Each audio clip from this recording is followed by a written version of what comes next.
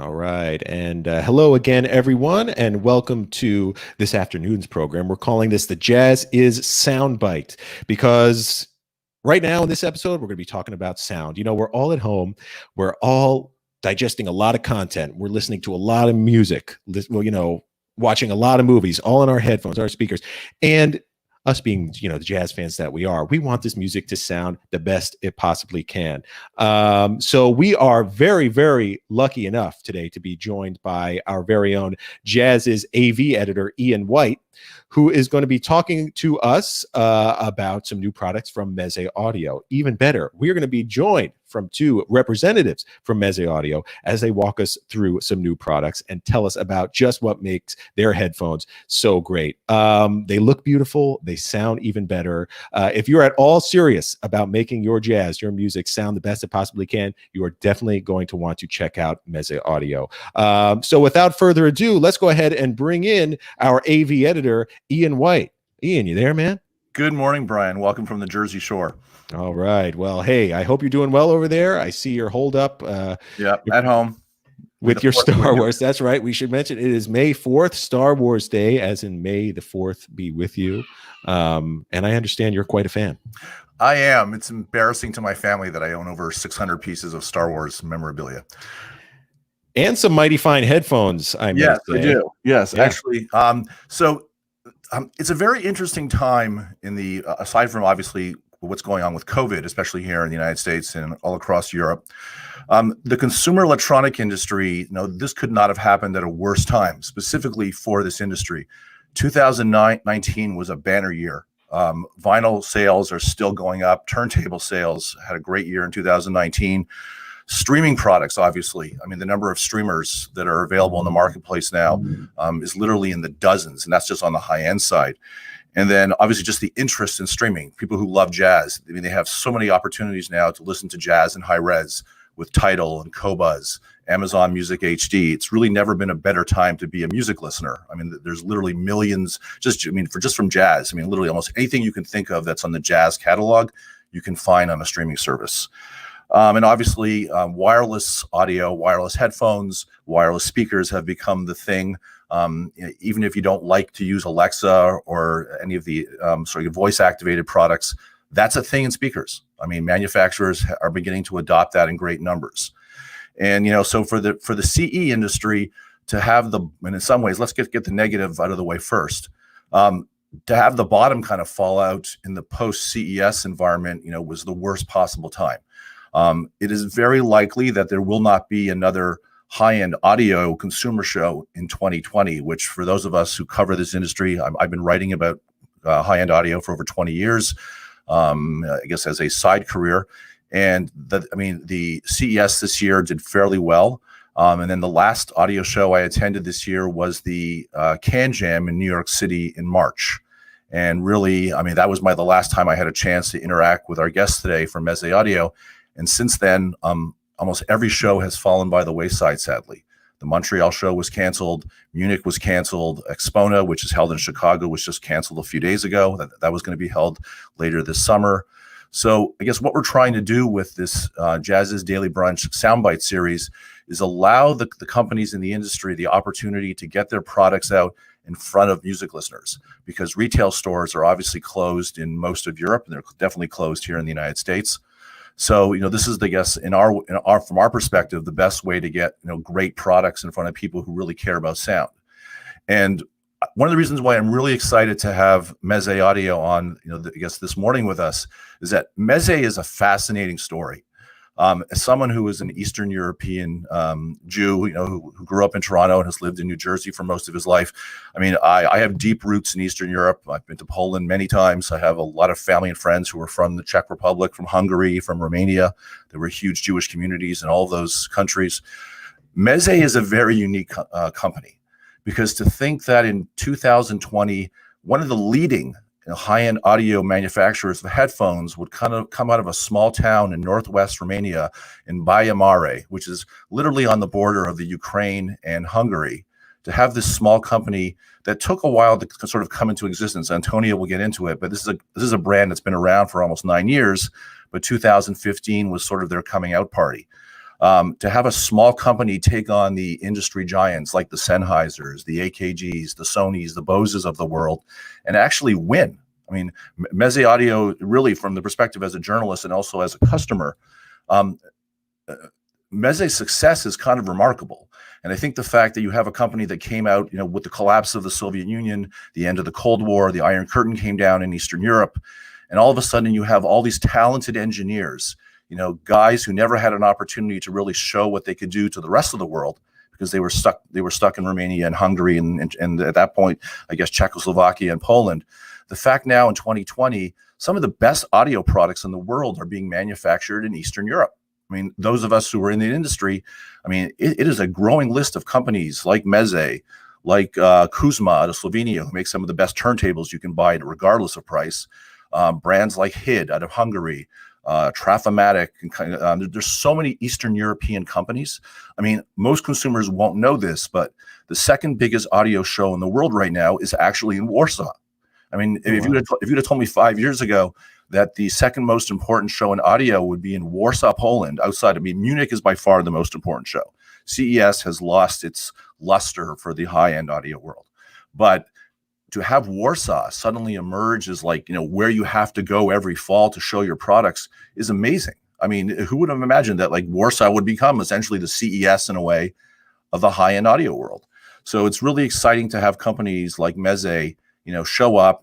I mean, I've known Antonio for a bit. Meze is a really interesting company, and I'm very excited to have them on today. They're definitely worth talking about. Cool. Yeah, and the evidence is on your ears, man. Yes. The hardware looks great. I am a hardcore. Very nice. Well, as you mentioned, Antonio and Mircea from Meze are waiting in the wings. Let's go ahead and welcome them to the soundbite. Hey, guys. Hello. Hello. Good evening. Happy Star Wars Day to you all. Happy Star Wars Day. May the 4th. Is there such a thing? Is it official? It is. I guess so. In our book, it is. In our book, it is. Yeah. So, guys, for our audience, Antonio Meze, who is on the bottom right of your screen, is actually the founder and lead product designer for MezeAudio. And Mircea Fanatan, if I pronounce your last name incorrectly, I apologize, is the managing director of MezeAudio, and they are based out of Baia Mare in northwest Romania. Yep. And so it's a pleasure to have you guys on. And Antonio, if you could sort of just give us a bit of a timeline. How did Meze start? Your background? I know you're an industrial designer. Where did Meze originate from? Well, basically, it started with me tinkering with headphones. I was doing product design, working either for different agencies or directly for certain companies. And there's this limitation in the field of product design that is always related to marketing, timelines, budgets, and my strong belief that often very good product designers cannot actually do their best work. And that is because they're always limited by other factors, which are part of how companies work.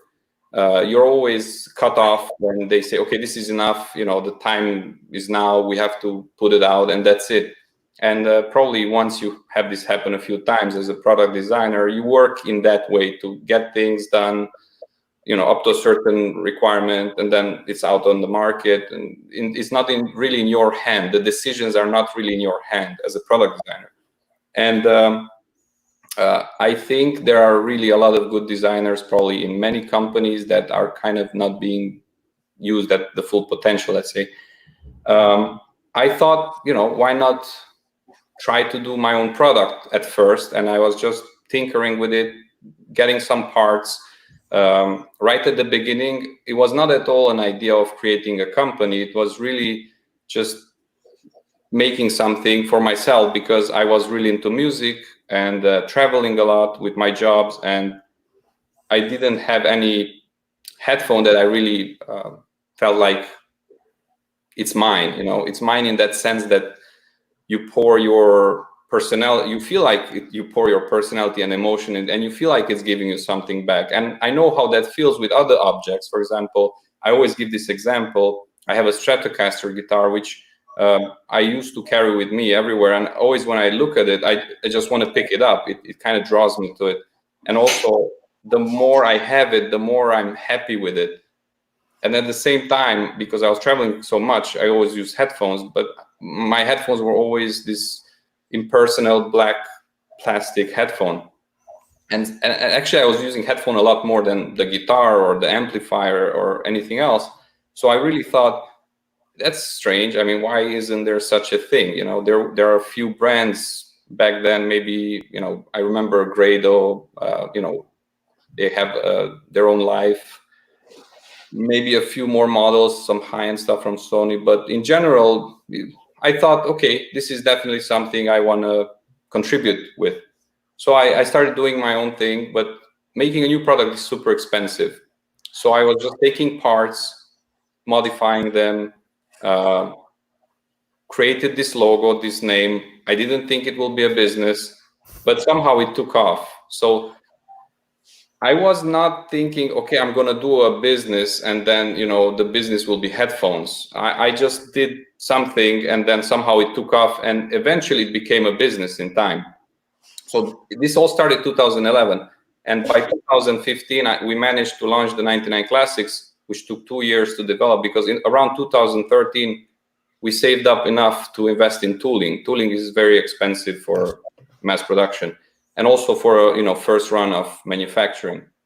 And I just put in it everything I could, at that time. No time limitation. It took 2 years. 2 years is a very long time. Normally for headphones is 6 months. That's the industry standard. So it was in a way wasteful and inefficient, but this allowed me to do so many iterations that in the end, the product came out as something more artful and special than you would normally find in the consumer market, let's say. We chose materials which were not necessarily that common, and the design itself, the shape evolved a lot over those 2 years. I remember at some point the design was almost ready for manufacturing, and then I was like, okay. And then it took another year of changing a lot of the parts and giving it that extra thing that it has today. And it does have a lot of symbolism in it. So for example, obviously this little swivel part is like a trumpet. This wood cup is shaped a bit like a bell. It has this S curve going down. And those are the 99 Classics? Yes, this is the 99 Classics. This is our first product that became very well received. Then there is this simple bands, but then there, which some people call minimal, or it's not minimal, I would say, but yeah, it's simple. But then it's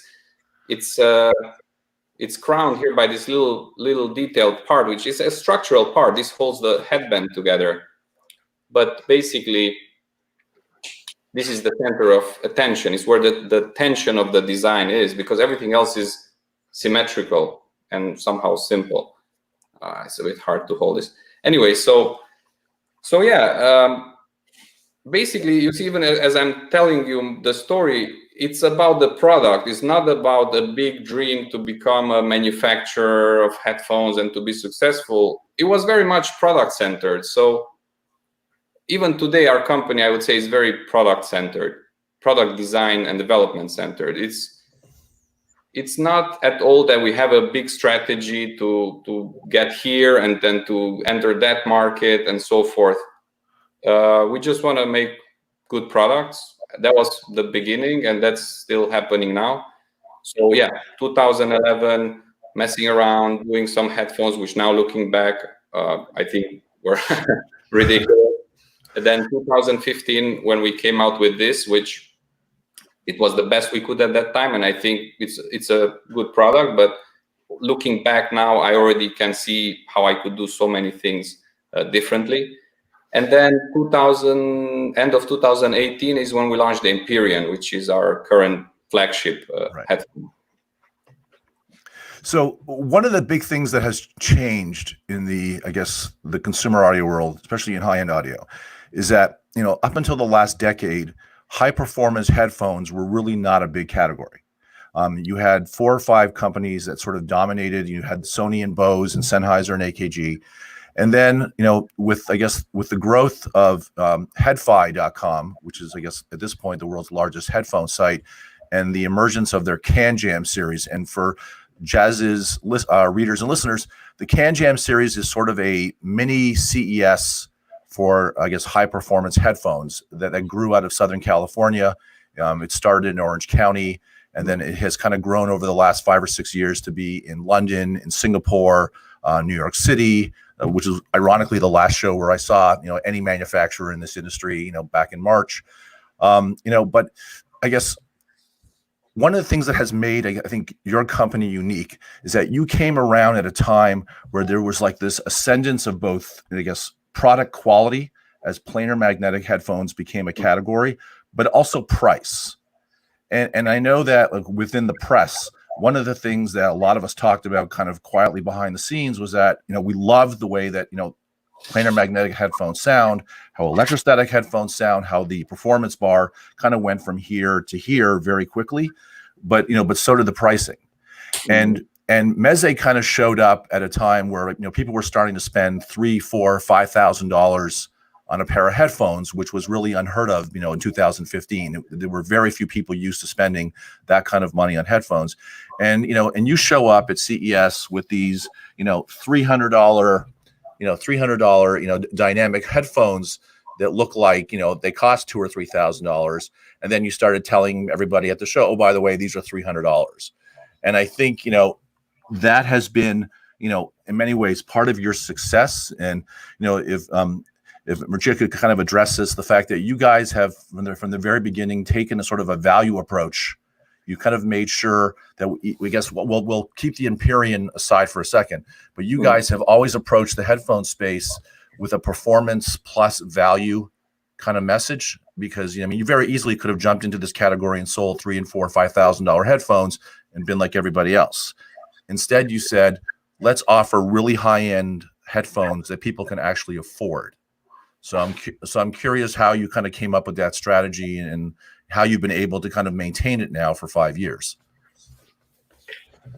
I think back then we were not really that aware of how the market is and how the pricing is being calculated, the end price of a product. So we knew that it's a very good value, but at the same time, we didn't really knew the cost of running a business and the cost of distributing a product. So if we would have followed the industry standard recipe for a recipe for making the price, maybe the headphones should have cost twice as much or so. So right now we're selling it, it's doing well, but we're not maybe the most profitable business with the 99 Classics. So we wanted to bring value to the customer, but we also were a bit naive about how it should be made. Yeah, that was our business experience. Not really business, but as low as possible, and then realized it was too low. But it's okay, it's working, and it really built our reputation. And I think that's why people consider it such a good value product, because actually the margin is pretty small, and actually products which cost this much in the market cost half to make usually. But anyway, I think it is possible to offer a lot to customers if you choose wisely what you give and not add in a lot of things they don't need. So what were some of the biggest challenges you guys had starting a headphone company out of Romania?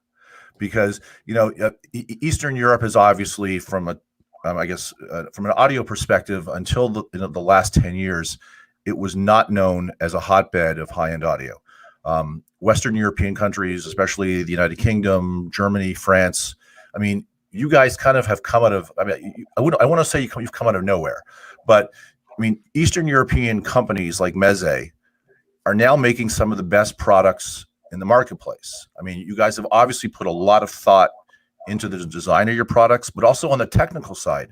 When I attend hi-fi shows, a lot of the questions I hear from people that I meet at the shows are, oh, do you know where this company is and that company is? And 9 times out of 10, it's companies that are coming out of Eastern Europe.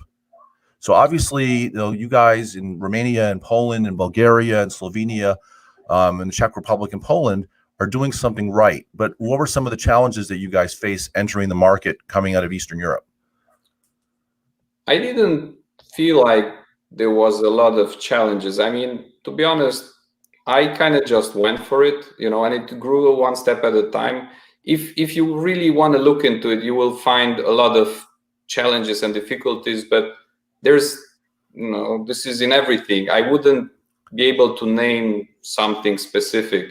We were always very careful to be self-sufficient, to not borrow money, right? Like, yeah. And just do everything in-house, from website to graphics to product design, engineering, prototyping, as much as possible in-house. And I think we were very resourceful. The fact that I'm a product designer means we were able to internally decide ahead of everything how to use the materials, what not to use, what technologies. And I think, in a way, being from Romania could have been also an advantage. The fact that there's no such industry here, and in our, naivete, we were able to make something without the fear that it will not work. Because maybe if you're there in the middle of everything and you see, a few companies succeeding, a few companies failing, you start to worry, then you might not do something, or you might do it in a different way. I think we didn't do it the conventional way, and maybe that's why it worked. So we did it without big plans. I think, in a way, I see now there's this huge startup movement where everybody wants to be big, everybody wants to make it, and this is everywhere. I hear it also in Romania, in some startup communities, and always on the internet from around the world. But the idea to just make something good and then see how it works, I don't find it so often. And for us, this worked. So right. Again, product-centered business. Yeah. And the quality of those products and the ingenuity of those products certainly speak for themselves. I understand you have some products on hand, and we have some pictures to show. If you wouldn't mind, could you walk us through some of those products and maybe talk about the specs? I know people are very, very interested. Yeah. Jeff? Oh, sorry. Yeah, go ahead. Jeff, you want to pull up a product here? Beautiful. And so these, again, are the 99 classics? Yeah. So this is walnut wood, CNC. The machining takes a lot of time. Then it's hand polished and, satin lacquered, treated. The hardware parts are zinc with PVD plating, metallic plating, and the rest. So basically what you see is wood, some zinc. The headband is manganese spring steel, and then the soft cushion parts. It's a dynamic headphone with a warmish sound. Very well received, probably because it has a good balance between how people feel when they look at it, how people feel when they use it, and it somehow, I think, touches a soft spot for many people. So I think we were lucky to somehow guess what people would like. I'm pretty happy with this one, for sure. And as a jazz fan, Ian, you listen to music through these. I do. The auditory experience as a jazz fan. So there's 3 things I really like about these headphones. Number one, the weight. High-end audio headphones have become like wearing suitcases in the last 5 years. I think that's been a big negative. As the technology has improved, so has the weight. And unfortunately, no one wants to sit with a massive suitcase on their head sitting on a train, in New York and New Jersey. The classic 99s are unbelievably light. So if you're looking for something to take on a train with you, to travel with in an airport, to sit in an office, because they are a closed back headphone, so you don't have to worry about the sound leaking out. The weight and the way that they're designed. I mean, I have a huge head, and these headphones fit beautifully. From a tonal balance point of view, I think what makes these headphones work so well is that they're very even. There's a really nice balance between sort of the mid-range resolution. Jazz fans will love the fact that these headphones can really put some nice air on horns. Drums have like this nice kind of airiness to them, as sort of cymbals, kind of like the decay of notes kind of just trails off. These headphones do them really well. And these headphones have really strong bass, but like tight bass. So whether you listen to jazz or rock or even electronica, these headphones are a very balanced sound. And the third reason why I like them, and I applaud Meze for doing this, they are very easy to drive. One of the criticisms of a lot of the newer, I guess, high-end headphones is that they require a lot of power. And if Jeff can just kind of zero in on me for 1 second, and we'll go back to Antonio. One of the things that has really changed in personal audio in the last couple of years is the fact that consumers have moved to products like this. The Dragonfly series from AudioQuest, which is a headphone amp DAC, which you can connect to your computer. Things like the Zdella, which is from a company called Zorlo, and it's essentially a MQA DAC you plug into your iPhone or Android phone. And then little desktop headphone amplifiers like the Shit Audio Magni 3, which is made in California. All of these have the ability to drive the Classic 99 like really well. And I think for the average person who's looking for a pair of great sounding headphones, they're going to plug these into their smartphone. And the smartphone has to have the ability to drive these properly. And I think that's what makes the Classic 99s a very ideal product for a lot of consumers. They're very easy to drive. And Antonio, back to you on that front. We definitely thought, there's many criteria which are very important besides the sound factor. So I'm not going to talk about sound because that's, obvious when you talk about high-end headphones.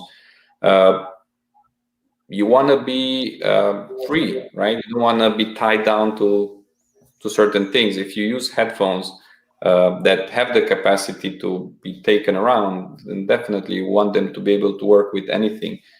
Even our high-end headphone, the Empyrean, actually it works from a smartphone. You should not use it with a smartphone, but it works. I mean, the impedance and the efficiency is there. It's enough. Yes, let's get into the Empyrean, because the Empyrean is it's a statement level product, and I'll keep my, listening impressions to a later date, because I will be doing a review later in 2020 on these. But having used them quite a few times, there's so many interesting things about this headphone, just from an industrial design point of view. I'm married to an industrial designer, and I remember the first time I showed her these, she looked at me, she's like, finally, somebody actually understands design. I think, 20 years of going to hi-fi shows has jaded her to the point that, she thinks that everything looks the same. And she was kind of really amazed by the design features of this headphone. And aside from the sound, which I care about more than I think she does, could you walk us through how you came up with the Empyrean? Because it's really a really interesting technical, design, the way you did it. The decision to make Empyrean came pretty fast. We met the owner of a company called Rinaro from Ukraine, and they had this interesting technology, which we thought, okay, this is our chance to make a hyper headphone. So basically, from the start, this is a cooperation with Rinaro from Ukraine. And then, I don't know, maybe 2 months later, one night I just drew it, and I made some simple basic shape in SolidWorks, and then that was it. So the whole decision to make it was very natural, because every designer, everybody always dreams of making a hyper something, hyper watch, hyper car, whatever, where there's no limitation. So it was easy to decide to do it. And then, all it took is just to do our best, which took 2 years to fine tune everything. So for example, starting from the top, I have here with me carbon, right? Carbon fiber headbands. I have here some of the prototypes. These are, I don't know how many are here, but in total, we made around 56 different versions to fine tune the strength and the elasticity and, how it behaves on the head. The headphone is essentially a soft product. I think maybe this is one thing that many designers don't understand. Sometimes random agencies are commissioned to design a headphone for a headphone company, and before they didn't design headphone, and now they do their first headphone. Well, I think to design a headphone, you need a lot of experience in designing headphone first. It's a very tricky product with its own particularities. It's very 3D. You design it in some way, but on the head, then it sits in a different way. You know what I mean? Kind of like clothes. So you really have to have a feeling for it. If I'm now commissioned to design clothes, I will probably not do a good job on the first, second, third, fourth run. You really need to have a feel of how this thing will behave when it's stretched, when it's adjusted to your head size and all that. So the whole structure is thought out like that. So carbon fiber headband, and then coming down we have this. This is a little invention of ours. It's a spring steel insertion here in the leather, which basically brings this leather in contact with your head down here. On typical headphone, the band touches the head and then it comes down like that, right? And what we did, we basically pushed it in like this. That means the contact surface is bigger, 3 times bigger than on a leather headband without this type of spring steel insertion. And basically that means it distributes the weight. So no matter what the weight is, you will feel much less of it, right?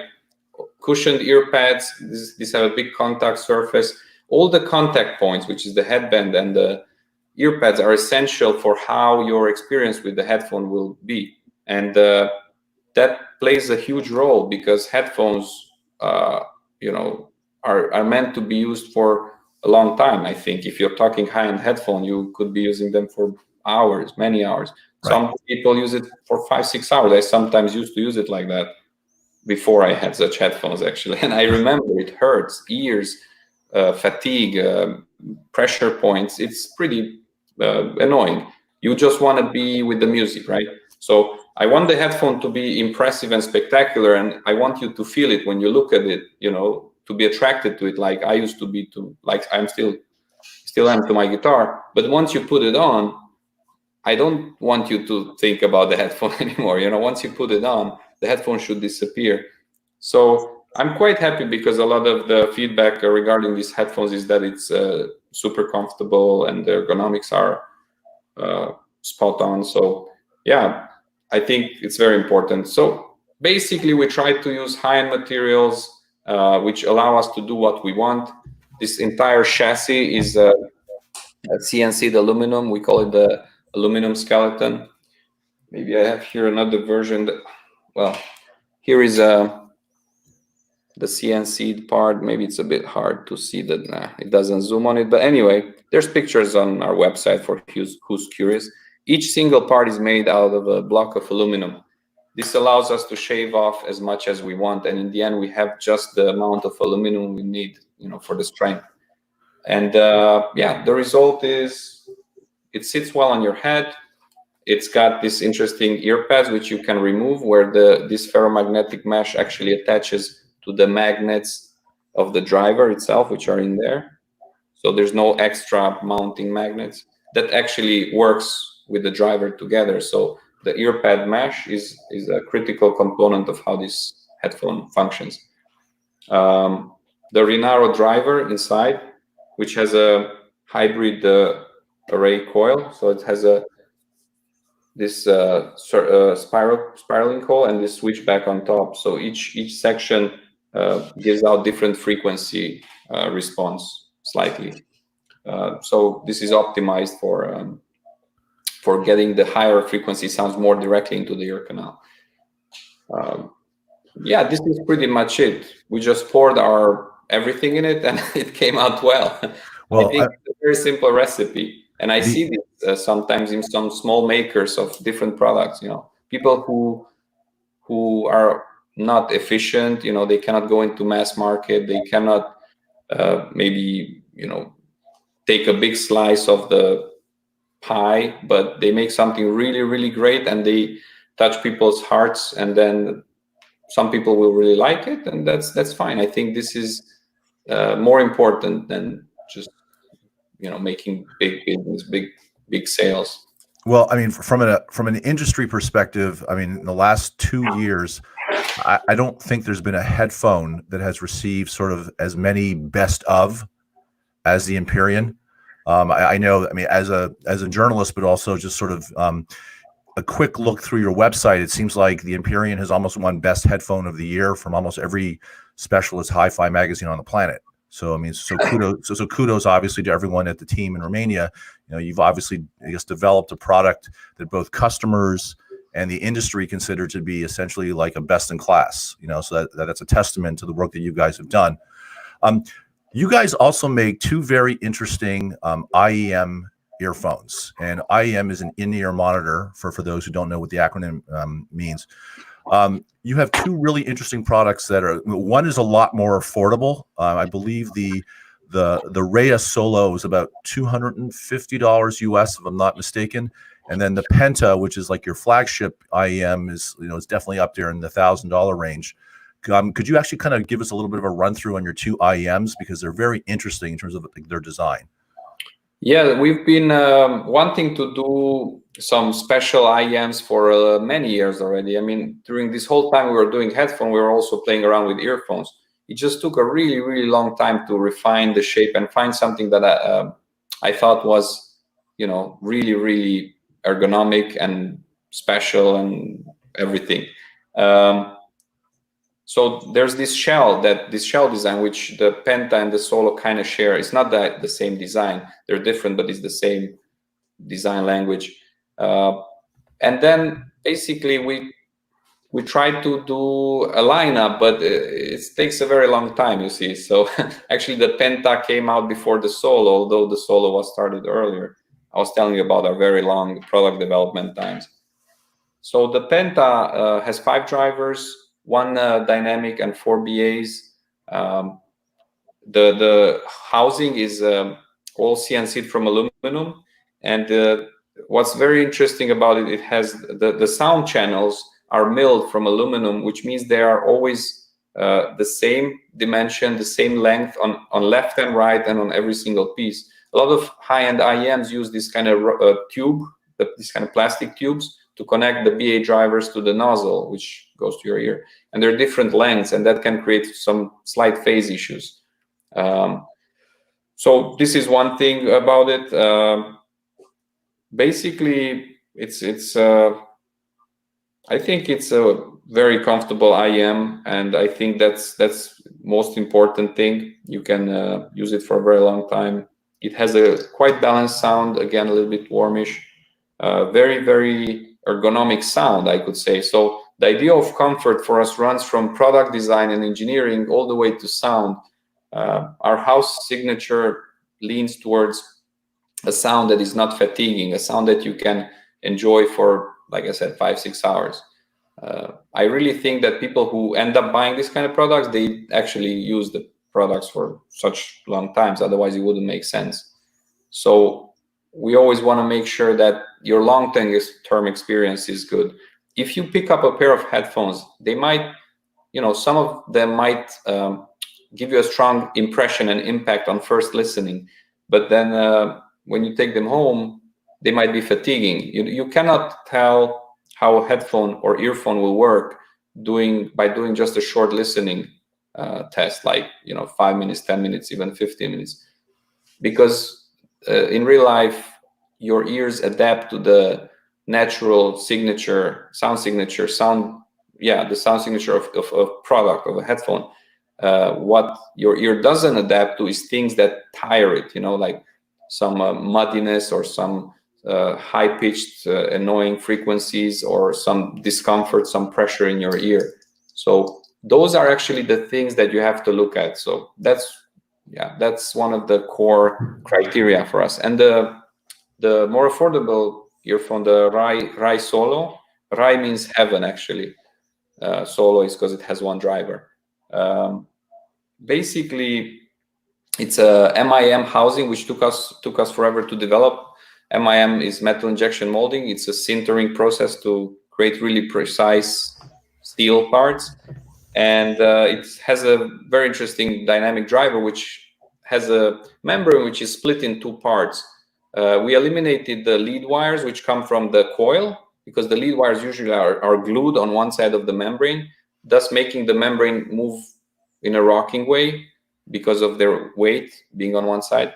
And basically, the membrane itself is metallized with minus the middle section. So now you have the two sides of the membrane actually transmitting the electricity between the coil and the lead wires that go to your source. So now you have a more pistonic motion.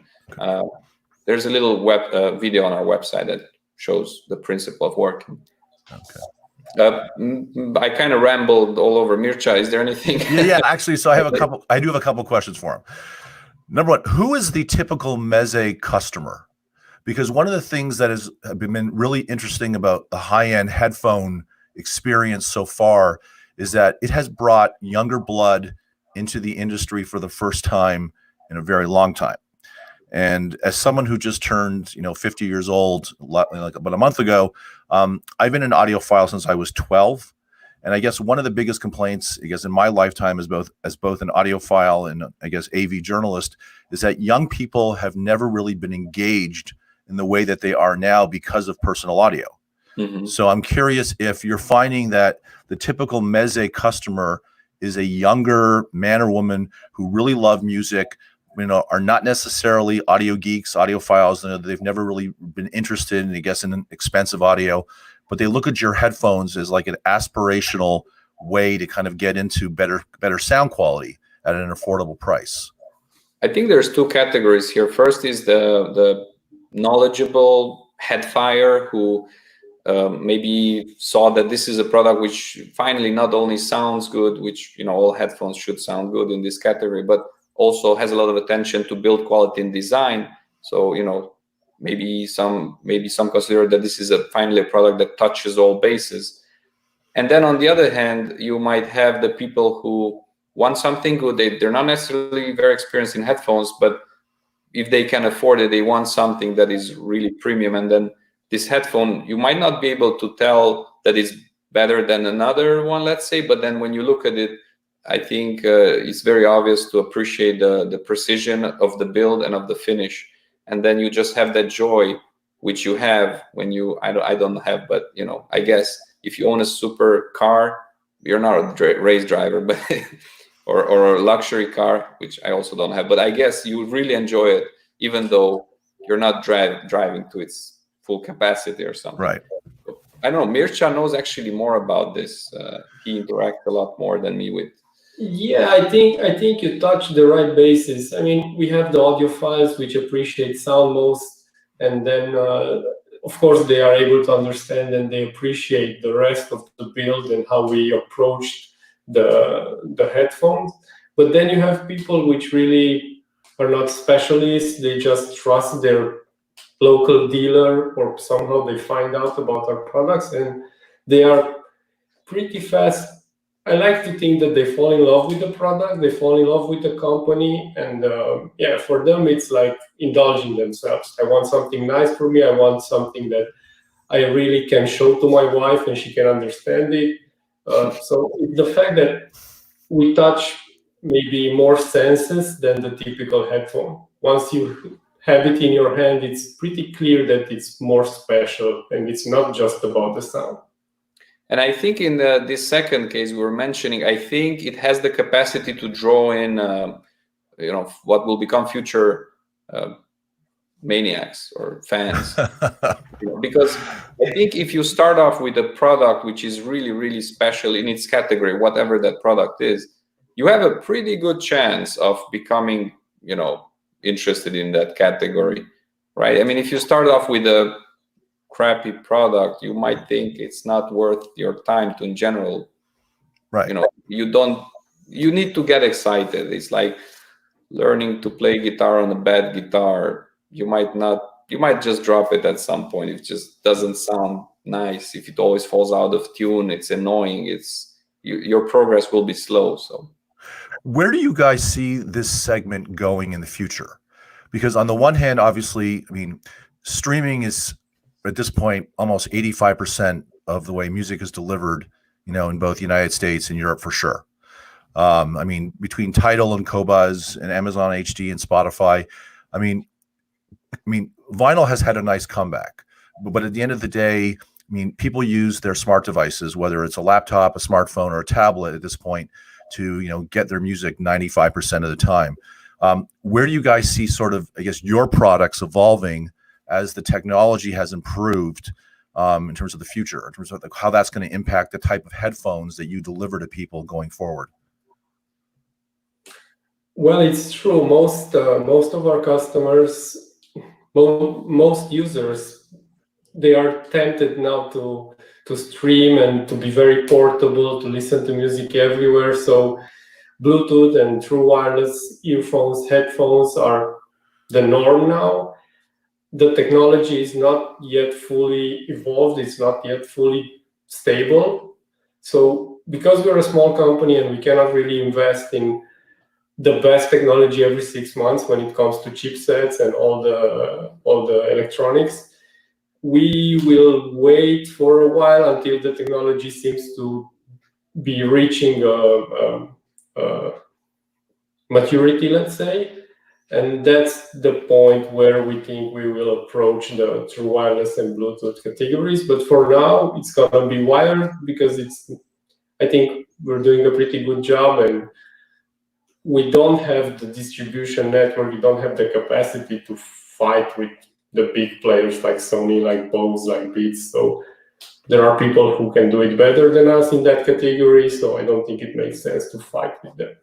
But it's good for the consumer that they are more and more people listen to music on headphones. Once they buy the first set of, let's say, Beats, then they need to upgrade to something, and hopefully that can be one of our products or one of there's a lot of good products out there. So yeah, there's definitely always be a new client willing to try something else.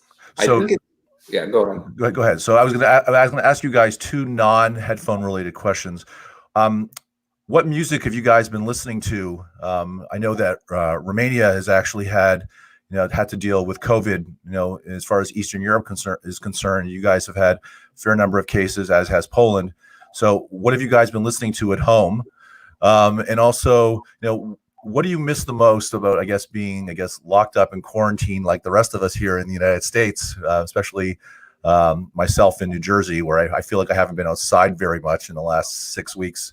What do you miss the most about your daily life in Baia Mare? I think riding bicycles, right? Yeah, definitely. I think we miss the most. Yeah, I think so. Well, it was not too bad. We do go out a bit. The mountains are right here. The forest. Yeah, but it's not really. I missed a little bit the trade shows, to be honest. I get a very good vibe and a good energy when I go to Can Jams, when I go to the Japan shows, because you mentioned earlier the Can Jams is actually a very big component of what we are today. And, I really want to mention that the reason we exist, I think, is because this community exists. We didn't make headphones because of things that happen in the mass market. We made this because we found this community, and it just has people who care, like genuinely care. For example, last time I was at a Can Jam, I met Jude Mansilla, who is the founder of HeadFi. Yeah. And we were talking, and I was telling him, I don't know, he mentioned something like, okay, great, good products, I'm happy for you. And I was like, Jude, I really don't know how we even got here, and I really don't know if we're doing it right, and I really don't, I was kind of doubting a lot of the things we do because it's my character. But he was like, so do you like hard book cover or the other one, the song? I'm like, what? Hard book cover.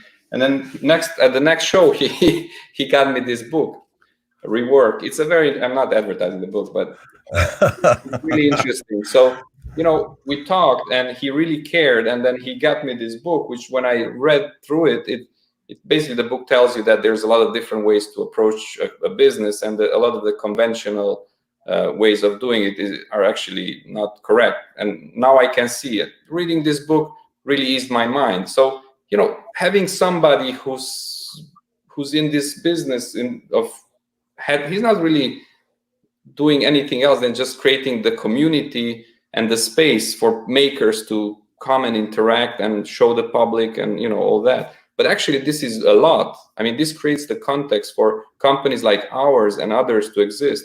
So without him, without Tile Hertens, who used to be at Inner Fidelity, I think our niche, our category would not look like it does today at all. And back to the other thing you were saying earlier, this is a really fun category to be in. You know, I don't necessarily want to go in the mass market game, in the consumer game. That's a different playground.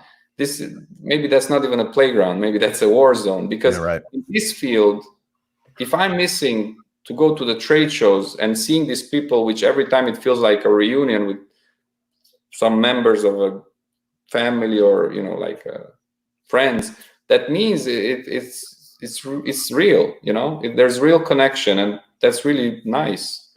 So regarding future products, I'm happy to keep doing headphones for this category because I understand them and they understand us, and I think we care for each other in it. You know, it's not about making the big money, the big business. It's about pushing forward our passion, and that's just nice, you know. Yeah, and we certainly appreciate you, you know, chatting with us, and we're happy to help, you know, share these products with the world, because, you know, I think after watching this video, people are definitely going to be interested in them. If people wanted to, you know, watch the videos you mentioned, if they wanted to learn more about the products, what's the best place for them to do that? I guess our website. Okay. There's a lot of pictures and schematics and videos, links to our YouTube channel showing the technologies and all that. So, yeah. All right, MezeAudio.com. Well, thank you again for joining us. We've reached the kind of end of our little brunch here. But Antonio, Mircea, thank you very much. Thank you. Thank you very much. Stay safe out there. You know, keep doing great work. And, you know, you never answer that question. What kind of music are you listening to when you're... Yeah. I'm curious. You've got the Stratocaster. Okay. So I designed the 99 classics, listening to a lot of Tom Waits, all right, Leonard Cohen, John Frusciante, a lot of stuff, Cuban bossa nova, cool, Regina Spektor, different things. Sometimes even some heavy music, all kinds of metal. You know, it's good to shake up and change the mood. And the Empyrean was designed on tunes like Kruang Bin, if you know this band, Grimes. Oh, nice. Yeah, these are the ones that come to my mind, but there's a lot more, I'm sure. Very cool. Very cool. These came to my mind. I guess they're significant now. Antonio, before we sign off, man, I wondered if you could show us that you got a celebrity fan in Darth Vader, this being Star Wars Day. Yeah, talking about community, right? So we go to Moscow to visit a dealer there. It's called Dr. Head, and they made this very cool stand, right? Solid wood headphone stands. They make them actually, and they gifted us this guy. We got to choose between this, John Lennon, and what was the other one? I don't remember. I wasn't there. It was a bear. A big bear. You made the right choice. Yeah, you made the right choice. Yeah, so very cool. Solid wood. I think it's also walnut. I'm not sure. And here you get a glimpse at the future thing that will be. That's it. Okay, all right, man. We'll stay tuned for that as well. Antonio. It's ongoing. Mircea, thank you so much for joining us on Thank you, guys. program. We really, really appreciate it. We're going to see you backstage. We'll sign off with you, and then we'll say goodbye to everyone watching at home. But thank you, sincerely. Thank you, everyone. Take care. Have a good night. All right, Ian. Very cool, man. You know, like I say, you can testify. Company. Oh yeah, no, they're a fascinating company. I mean, to come out of Romania, you know, they literally showed up at CES in 2015 and started walking into competitors' rooms and like other headphone exhibits and just started passing these things out. And the press just started listening to these things and going, "Who are you guys?" And then we listened to the headphones after hours, and we were all like, "How much are these headphones?" And they were like $300. We all kind of looked at each other like, these guys might be onto something. You're onto something. Yeah. And also, we have a more detailed explanation of the Empyrean in our buyer's guide, actually on Jazziz.com. If you go into the AV section, there is actually a buyer's guide for headphones. and the Empyrean is listed in the bottom of the article. There's a pretty detailed explanation of the headphone and what it sounds like.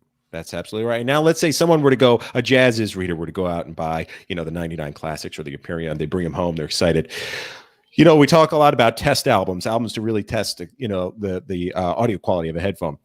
As a jazz fan, what do you spin, Ian, when you've got? Let's see. So I would say a mixture of Eric Dolphy, McCoy Tyner, definitely a lot of Miles. John Coltrane's, actually, I'm not going to go with Coltrane because every Coltrane album has been listed in every audiophile magazine, ever published. But Eric Dolphy's a good, any kind of Dolphy is good.